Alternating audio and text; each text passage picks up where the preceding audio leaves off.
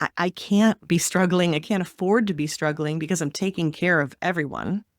The aha moment was saying, I can't go on like this. We think society really feeds us that, oh, you have to be the selfless mom and the selfless caregiver. Nobody is supposed to be on 24/7 for any reason, let alone caring for the well being of another. And the more that we have that self awareness and that self acceptance, the better we can fine tune our situation.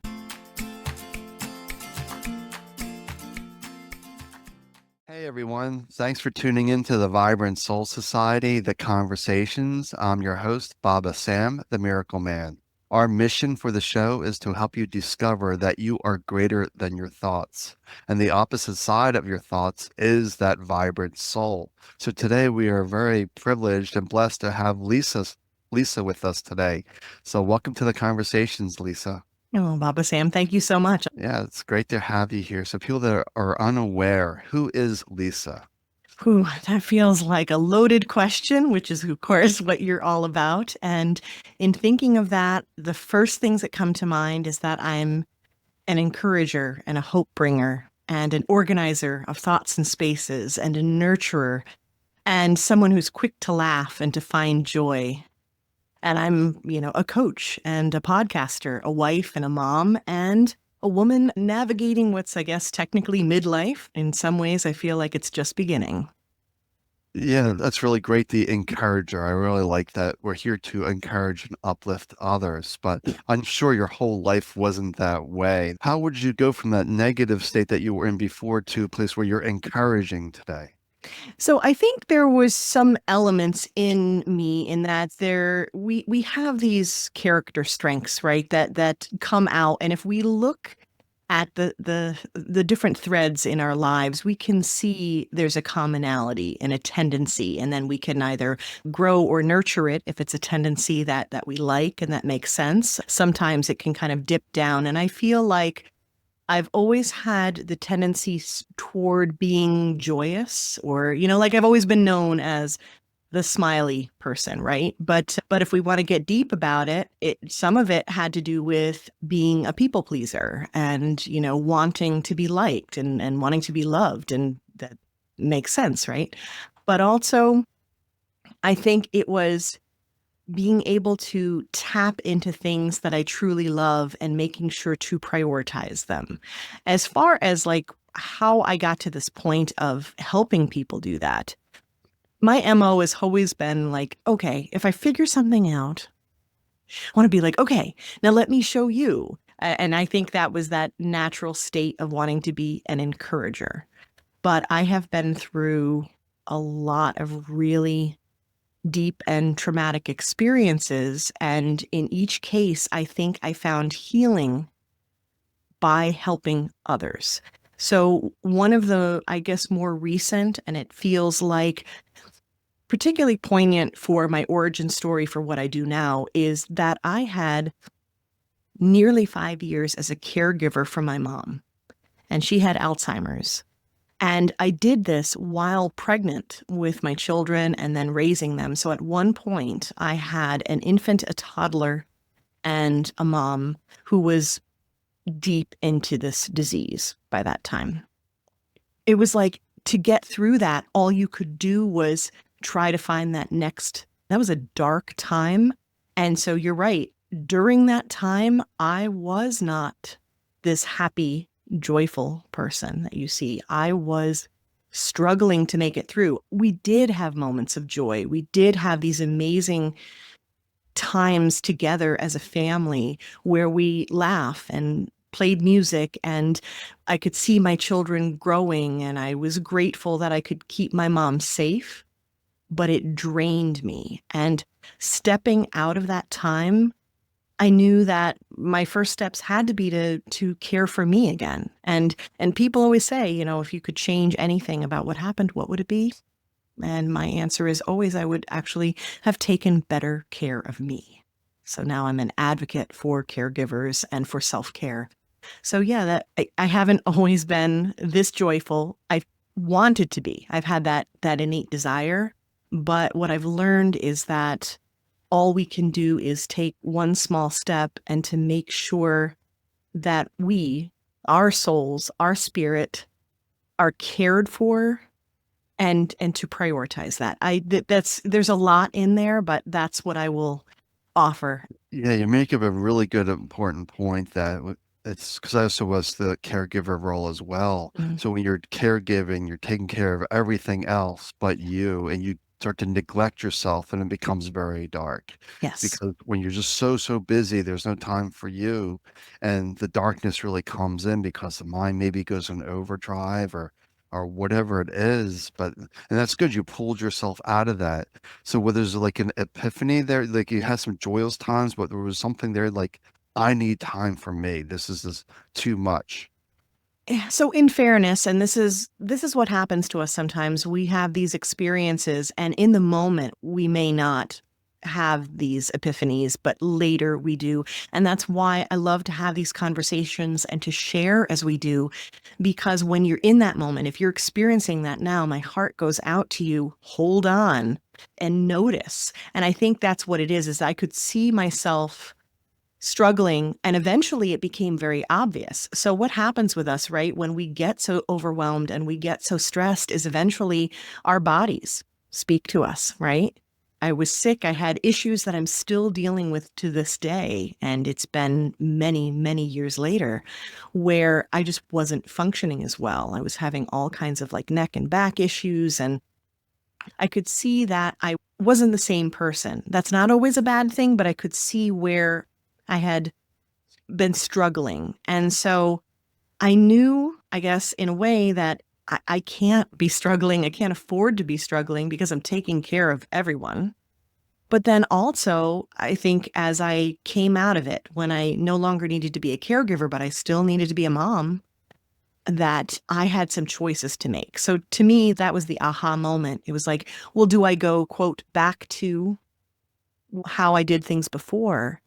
Or is this an opportunity to make some changes, to do things differently, to think about things differently? And so I think the aha moment was saying, I can't go on like this. Why am I going for that default? And I think society really feeds us that, where, oh, you have to be the selfless mom and the selfless caregiver. And what only matters, who's being cared for. And it's like, no, the one doing the caring probably matters even more if you want to put it in the context of being a caregiver. And yeah, that moment where I was like, I can't go on like this. And now I have one less person to care for and things are opening up. What do I do with that space? That was my aha. I was like, it can't, let's do it differently. And I'm always grateful that I listened to that voice inside that said there's an opportunity for change. Right. And that's probably something you were probably dealing with as well with the people pleaser when you said, hold on. And it's like, but then you were also selfless. There was like, I couldn't, did you ask for anybody for help? Because if you're dealing with the people pleaser trait along with hold on, that I have to be selfless, this is what I'm expected to do. Did you ever reach out for help or did you just figure that this was your burden to carry? I think at first it felt like my burden to carry and I got this. And then I started learning that I had to have help. And it was very humbling, of course, right? So that's a big issue that we have. And I know that you talk with people about this all the time. And I do as well in my coaching, where it's this complicated, nebulous kind of combination of you want to people please, and then there's perfectionism, and then there's all of those like, I should be able to handle this. But then I wasn't. I was literally not handling it. I was like, I neglected so many things. And that's part of the cleanup afterwards that became the aha. It's like, look at everything I had to let go of.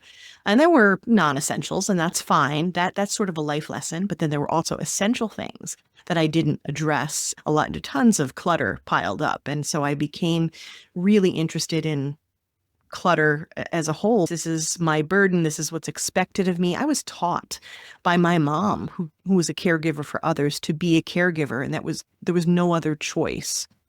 And eventually, I had to rely on help. Asking for it came in time, and I've gotten better and better at it. But thankfully, and this is a wonderful takeaway for our conversation today, I think, is that there were many people who reached out to help where I didn't have to ask. And so I had to practice receiving help, which I think is a really important other side to the equation. That if we practice that, then it can help us get better at asking because it's getting used to and being okay with the receiving that can really throw you when you're trying to be an island. Yeah, that's a very important point to people to understand that if you're really people pleasing, you feel like this is your burden to carry, asking for help or receiving help is really difficult because I think it can, in a way, can make you seem weak. You're I right. feel like I'm going to seem weak, but to realize we're all human. We can't do everything by ourselves. We're Yeah. here as a community to uplift and support each other. So let's try to remind people that we want to start putting tools into place before the chaos hits, because it's harder to pull yourself out of that. I would say too, resources and networking, all of those, it's the tools, it's the support, practicing that now. One of my favorite ways to practice asking for help is to ask for help that doesn't feel like quite such a big deal. At some point, it got to be like, I need help watching my mom and my kids. That's a big ask. But I learned, like, oh, hey, I have a friend who's going to the store. They could drop off milk for me. And let me tell you, that was huge. That was huge for me to realize that there's help in different ways. Also, from a caregiver standpoint, I do want to mention that there were many times I looked to see what kind of help I could get, like through systems, the Office for the Aging, the Alzheimer's Association, and I sought that out. I sought out support groups and things like that. And sometimes there were brilliant opportunities for help. And other times I felt still so alone because I couldn't get the help that I needed. And that can sometimes, I think, exacerbate or feed into that feeling of, well, I'm on my own. So this is where you need to dig in and say, okay, I asked for help in this one direction and I couldn't get it, but there are other ways, other opportunities. Keep practicing that, keep looking for other ways. But eventually I realized I could rely on friends and that there were ways that I could get the help that I needed. And now you have that experience to help others. Now you're, Yes. what I was saying before the show is now you're the productivity queen. Now you help others I'm still organize. going through it. And that's the encouragement part. It sounds discouraging to say, oh my gosh, really? It doesn't stop. And it's like, no, life keeps coming at you. But to your point, the more you have in your toolkit, the more you have these conversations, the more that you know that you can connect with me and I'm going to cheer you on. It helps you get through it and to the next level. Yeah, Or I absolutely. think it's just more than just cheering you on. It's giving actual practical advice. You're dealing with this. Here's what worked for me. Maybe Yeah, this will help you. So it's having that direct experience. for So sure. important. Yeah, so important for people to see that you're not alone in this. Be Mm. okay with, and that's part of the things we really want to address before the crisis hits, the people pleaser, that it becomes a burden to carry. What's the one thing you would really tell somebody that's in the midst of chaos right now that they're taking care of their mom, their dad, their kids, their husband, everything is piled onto them. What is that one thing they could do right now to bring some hope, to bring some light into the situation? It's always a challenge for me. I love the question and the challenge of saying, what's the one thing? And I understand the point of that is you can only take one step at a time. You can't do all the things at a time. But there are elements at play. There are like sort of multiple levels of things here. So I'm going to mention a few things, but I think if we want to talk about the one step is realizing where you are and being okay with the fact that you are limited. It is too much. And I don't care if it's not too much for your neighbor or your cousin or your best friend or the people who are posting online. If it's too much for you, it's too much for you. Be okay with that. That's the first step because, like you said, we're human. We need help. We have our limitations. There are some things we can do brilliantly and other things we struggle with. And the more that we have that self-awareness and that self-acceptance, the better we can fine-tune our situation to get the help that we need to do the things that we're amazing at. So step one is be okay with it. And then the next thing is a decluttering process. The first may be mentally. You want to do a mind sweep. I call it, some people call it a brain dump. You want to take all these thoughts, all these worries, everything that feels too much, journal it out, write it out, capture it in a way that you can release it from you, because holding on to all of that is going to block you from finding the solutions. And then the third thing I would say is to have conversations with the people around you. I would encourage you to think that whatever it is that you're doing in terms of all the care that you're giving, in terms of how you're interacting with everyone, you are probably most likely the hardest on yourself and the most demanding of yourself in terms of what you need to be doing and what they really need. So conversations can be incredibly important, getting clear on that. I always say the first step is to take a breath, pause, and Yes. become, I'm doing the best I can. Yeah. And just realize, take a breath. Yeah. And I really like the idea of just getting your thoughts someplace, just out of your head, just someplace, ego dump, just get it out onto paper or talk to someone about it, just somebody that would just listen to you without judgment, criticism. Oh, absolutely. And depending upon the thoughts. So we have the thoughts of the worry and I'm doing too much and whatever. But then also, and this is sort of that practical productivity side that I deal with, is the thoughts of, oh, here's all the things that I have to do that I'm not doing, I'm not getting done, out of guilt and shame, but also out of, I don't want to forget about it. Right. And so that's where it's really important to place it in a safe space that isn't your head and your heart, to put it there so that you can get the energy, take the breath, have the pause, and then address it. Maybe talking it out with someone. You're absolutely right. But getting it out and having that moment where you can just decompress and then have literally the capacity to start to process. Then you can ask the question, okay, what now? Yeah. And that's one of the things that we're getting to, that we're so hard and demanding in ourselves that we Mhm. fill ourselves with guilt, the shame. And that's why I want to inform people that you are greater than all of these thoughts that we have. So we need to go beyond all of that. How do we begin to turn that around?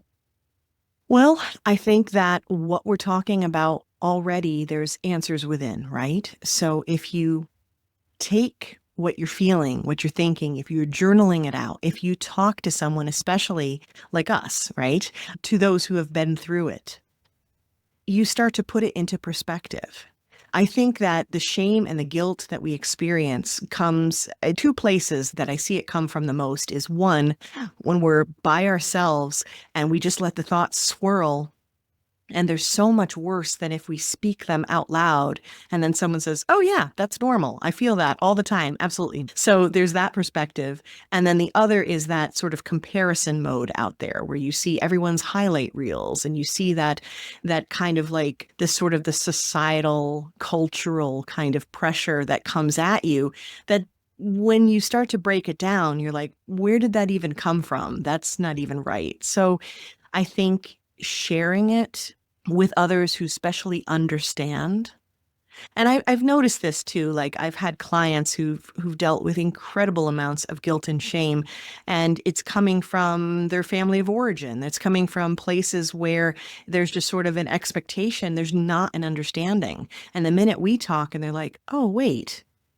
It starts to release. That's what I would say is have a conversation. And sometimes you can even logic your way through it. Or if you start to ask that question, and that's a self coaching, even before you talk to someone, is the minute you're like, oh my God, I'm the worst mother in the world. What's the matter with me?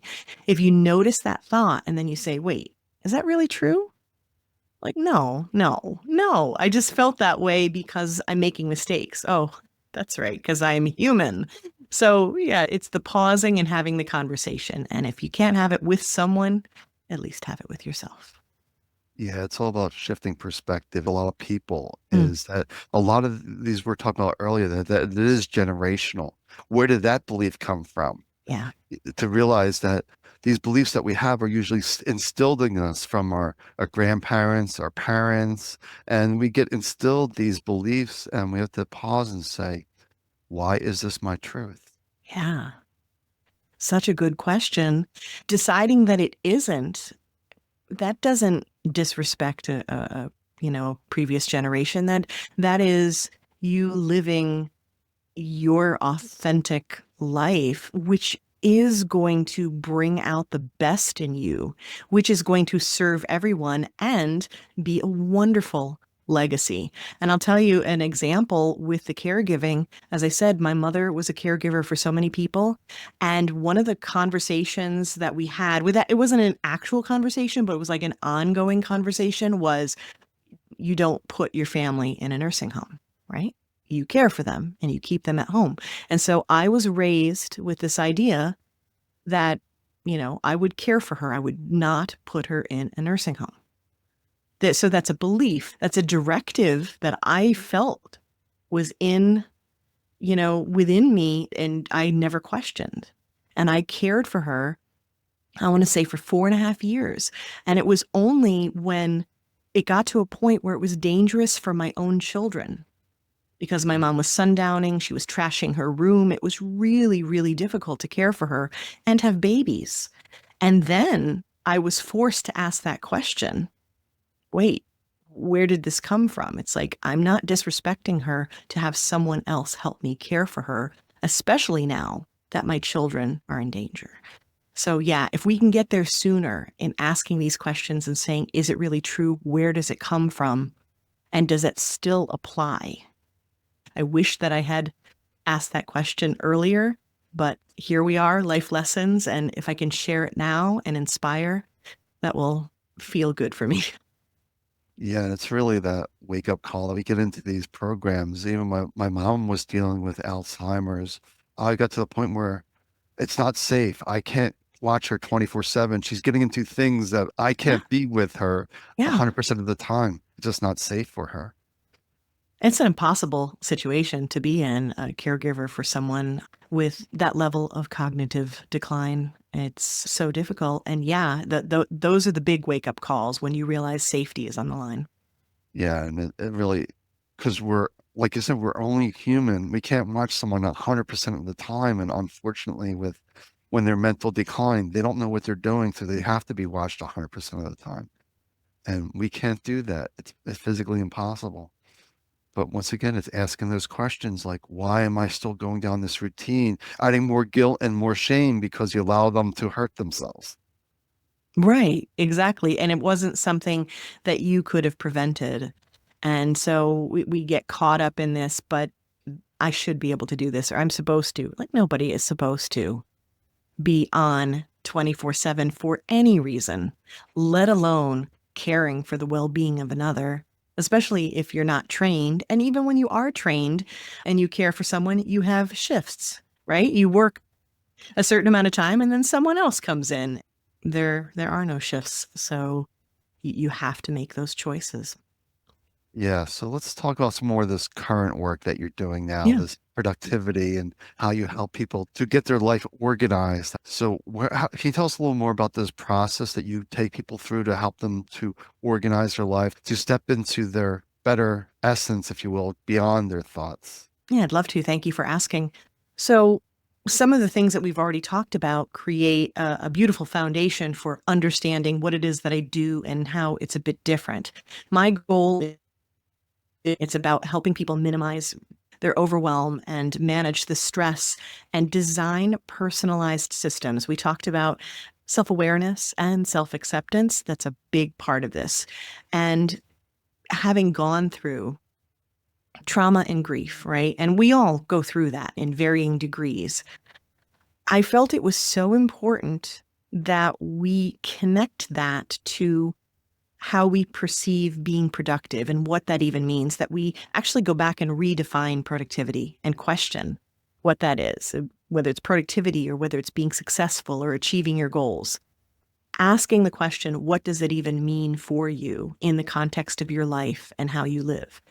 Originally, productivity was do more in less time. It was industrial revolution based, right? You have workers working for a certain number of hours, creating a certain number of things, and you want to make more in that short amount of time. We live in a different world now, and our success is not necessarily about doing more. So the mantra of my business, Positively Productive, is to do less and live more and breathe easier. We need to juxtapose what feel like two opposing concepts, being productive and taking action and achieving goals and doing the things and crossing off the tasks. And then we need to add the compassion and the self-discovery and the self-understanding and finesse our way into getting what we need to get done so that we can live the life we want to live. What's that definition for you? Let go of the box of the productivity that's out there. But what does it actually mean for that individual? That is Yeah. such an eye opener.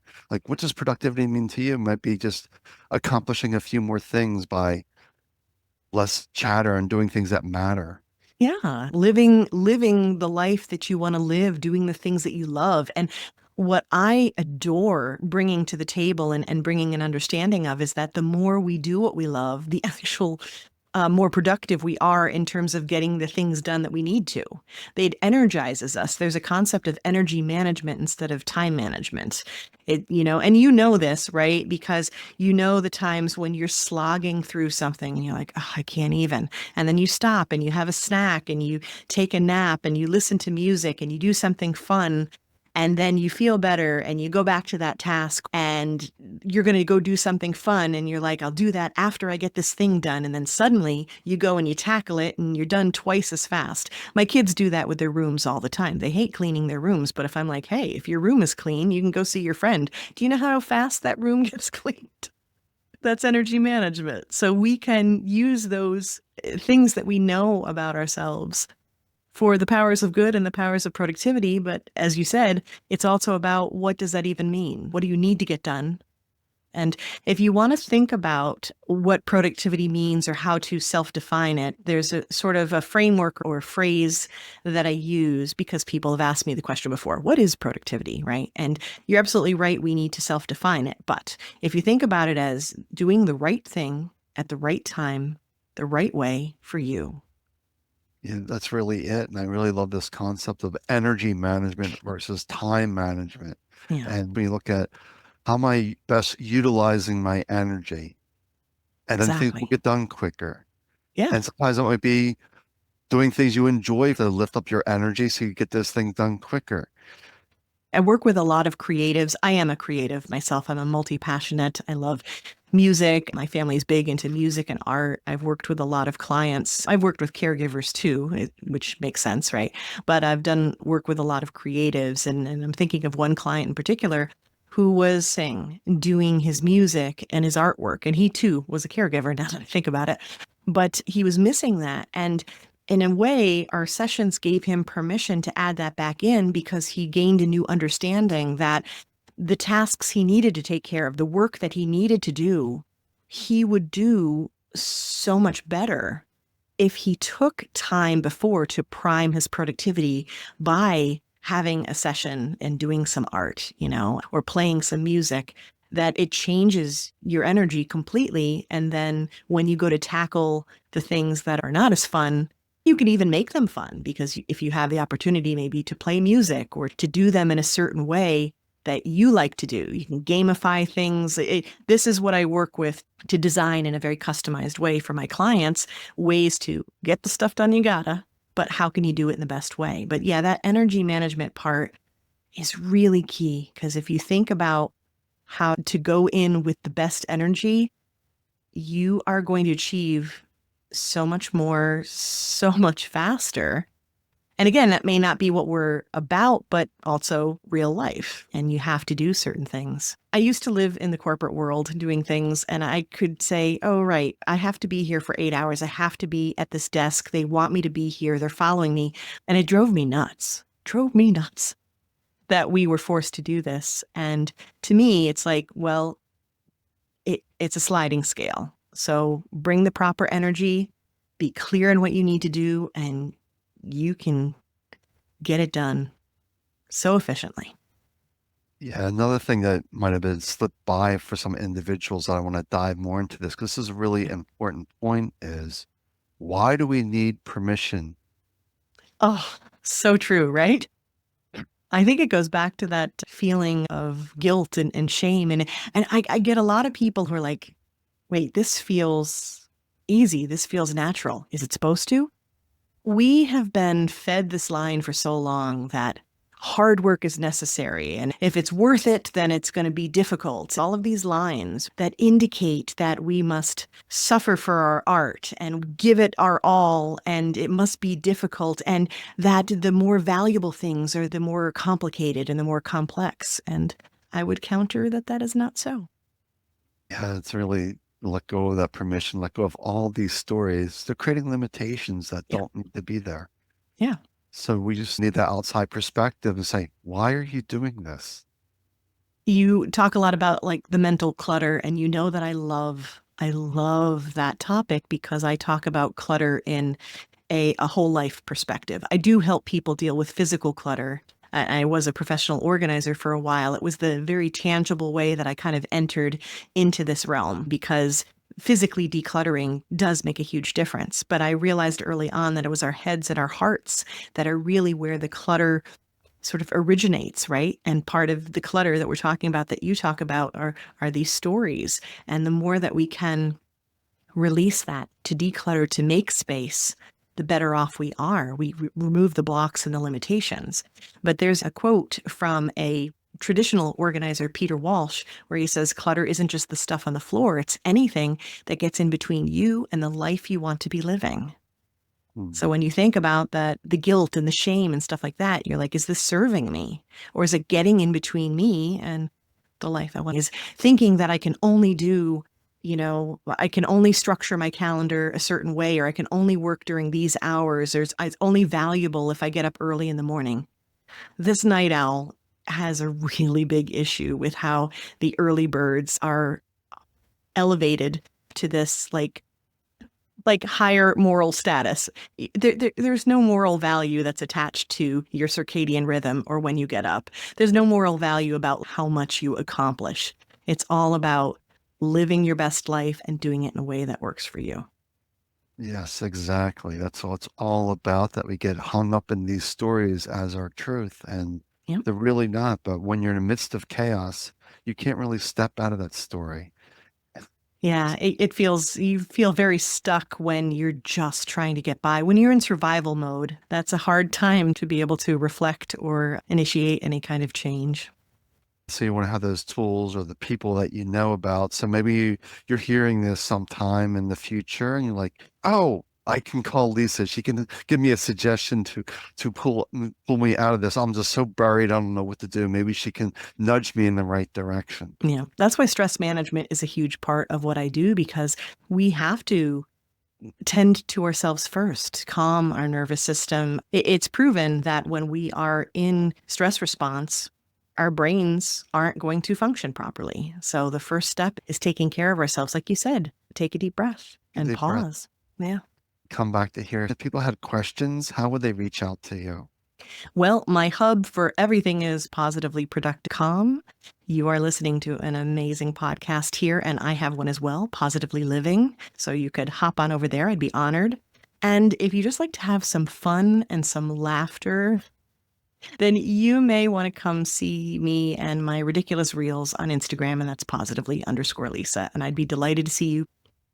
Yeah, I love that. We need to laugh more. We don't laugh enough in this society. I'm here for it. I'm here for the ridiculous, and I will be self-deprecating if I can help. Oh, that's great. So thanks once again, Lisa, for the conversation. It's been very enjoyable and very enlightening as well. Thank you so much. My pleasure.